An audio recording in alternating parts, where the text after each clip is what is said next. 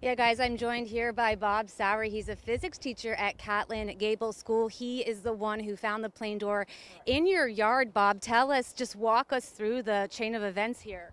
Well, I've been listening to the reports about the incident over the weekend and figured, well, yeah, it's in Portland, but I didn't think it would be here.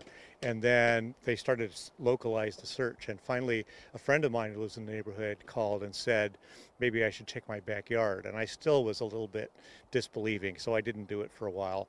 And then once it got dark, I went out and with my flashlight, and in my backyard, which is forested and very dark, there was something gleaming that shouldn't have been there. And when it got closer, I found out it was the door plug that had come from the plane.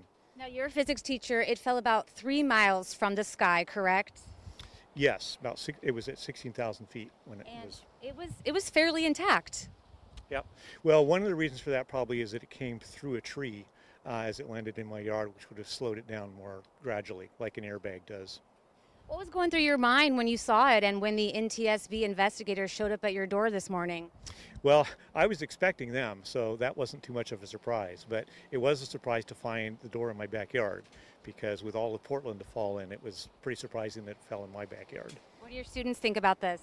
There was great excitement about it at school. It was a little hard to focus on lessons today because they all wanted to talk about what had happened. Did you learn anything from the investigators that you were surprised about what had happened? No, I mean, everything that happened makes sense to me. I don't know why it happened, and they don't either, of course, which is what they're trying to figure out. But the physics of it, I understand pretty well what went on there. Awesome. Well, thanks so much for talking to us, Bob. Deb and Wright.